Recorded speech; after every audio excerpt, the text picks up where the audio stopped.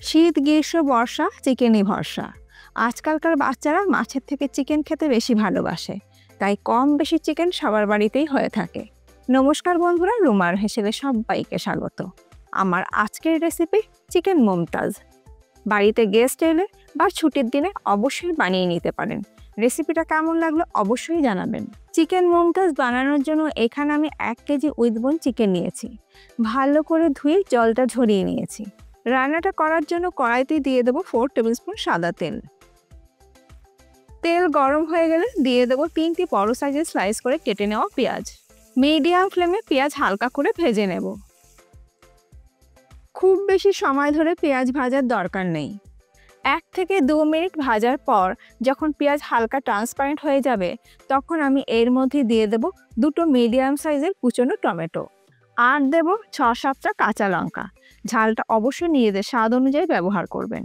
এবার মিডিয়াম ফ্লেমে পেঁয়াজ টমেটো লঙ্কা হালকা করে ভেজে নেব। মিনিট 2 ভেজে নেবার পর তেল ঝরিয়ে তুলে নিচ্ছি আলাদা একটা পাত্রের মধ্যে। আর টমেটো কিন্তু একদম গলিয়ে ফেলবো না, টমেটো কিন্তু গোটা গোটাই রাখবো। ওই তেলের মধ্যেই ফোড়নে দিয়ে দেব 1 টিস্পুন গোটা জিরে, দিয়ে দিলাম একটি স্টার অ্যানিস, আর দিয়ে দিচ্ছি ছোটো এলাচ 4-5টা। আর ছোটো এলাচের মুখগুলো কিন্তু আমি ফাটিয়ে নিয়েই দিয়ে দিয়েছি। আর দিয়ে দিচ্ছি শামরিচ আমি এখানে 14-15টার মতন দিলাম।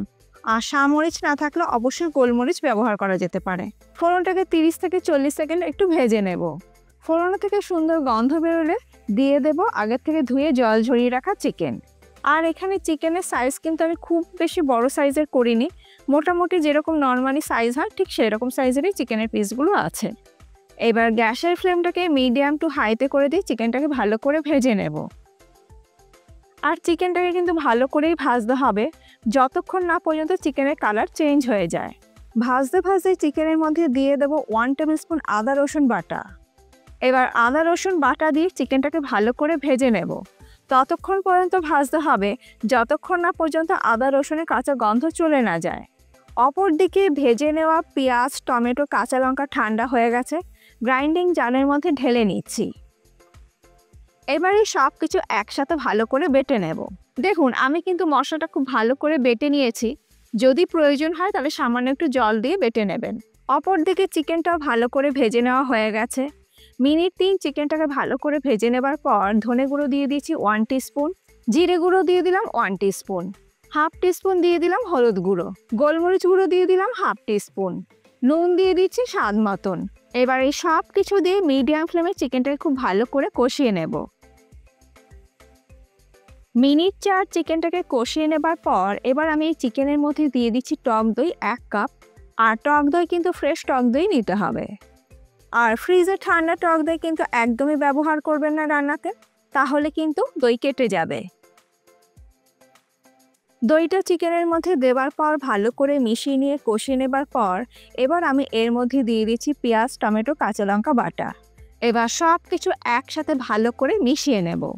চিকেনের সাথে সমস্ত মশলা ভালো করে মিশিয়ে নিয়ে মিনিট 3 কষিয়ে নেবার পর এবার আমি ঢাকা দিয়ে লো ফ্লেমে চিকেনটাকে সেদ্ধ করে নেব।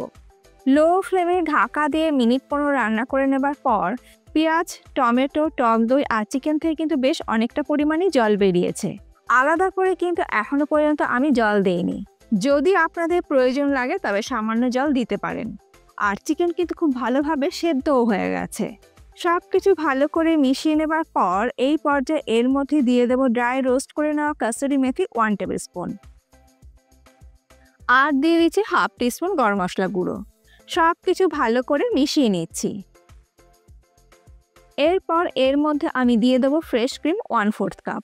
ফ্রেশ ক্রিম যদি না থাকে সেক্ষেত্রে দুধের সরও কিন্তু ফেটিয়ে নিয়ে ব্যবহার করতে পারেন।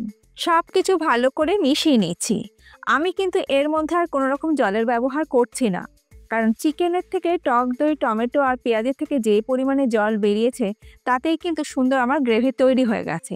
যদি আপনাদের প্রয়োজন লাগে তাহলে সামান্য একটু গরম জল অবশ্যই ব্যবহার করতে পারেন। দিয়ে দিচ্ছি খুব সামান্য একটু চিনি। যেহেতু এর মধ্যে টক দই আর টমেটো ব্যবহার করেছি, তো টক ভাবটাকে ব্যালেন্স করার জন্য অবশ্যই একটু চিনি ব্যবহার করতে হবে। চিনিটা দেওয়ার পর সব কিছু ভালো করে মিশিয়ে নেবার পর ঢাকা দিয়ে লো ফ্লেমে চিকেনটাকে আরও মিনিট 5 রান্না করে নেব, যাতে মশলার সুন্দর গন্ধটা চিকেনের মধ্যে সুন্দরভাবে ঢুকে যায়। লো ফ্লেমে ঢাকা দিয়ে মিনিট 5 রান্না করে নেওয়ার পর দেখুন এত সুন্দর গন্ধ বের হয়েছে যে রান্না না করলে বুঝতে পারবেন না। সব কিছু ভালো করে মিশিয়ে নেবার পর গ্যাসের ফ্লেমটাকে আমি বন্ধ করে দিলাম। এবার ঢাকা দিয়ে আমি রেখে দিচ্ছি। তবে এই চিকেন মুমতাজের জন্য একটা স্পেশাল তড়কা দেব, যাতে এর স্বাদ আরও বেড়ে যায়। একটা তড়কা প্যানের মধ্যে নিয়ে নিলাম 1 টেবিল স্পুন সাদা তেল, আর দিয়ে দিচ্ছি butter 1 table spoon. Butter melt হয়ে গেলে দিয়ে দেবো 3টে শুকনো লঙ্কা। লঙ্কা 3টেকে একটু ভেজে নেব। শুকনো লঙ্কা 3টে ভেজে নেবার পর এর মধ্যে দিয়ে দিচ্ছি ফ্রেশ কুচনো ধনেপাতা। বাটারের সাথে ধনেপাতা আর শুকনো লঙ্কাটাকে ভেজে নেবার পর এই তড়কাটা দিয়ে দিচ্ছি চিকেন মুমতাজের ওপর। তড়কাটা দিয়ে চিকেনের সাথে ভালো করে মিশিয়ে দেবার পর ঢাকা দিয়ে মিনিট 2 দিয়ে এটাকে স্ট্যান্ডিং টাইমে রেখে দেবো। তারপর এটাকে সার্ভ করব। রুটি, পরোটা, নান, লাচ্ছা পরোটা, পোলাও, ফ্রাইড রাইস সব কিছুর সাথে খেতে কিন্তু ভালো লাগবে এই চিকেন মুমতাজ। আজকে এই চিকেন মুমতাজের রেসিপিটা আপনাদের কেমন লাগলো অবশ্যই জানাবেন। ভালো লাগলে বাড়িতে একদিন ট্রাই করুন, আর আপনাদের ফিডব্যাকটা কিন্তু অতি অবশ্যই দিতে ভুলবেন না। আজ তাহলে এই পর্যন্ত, আবার দেখা হবে নতুন কোনো ভিডিওর সাথে। ভালো থাকবেন, সুস্থ থাকবেন, ধন্যবাদ।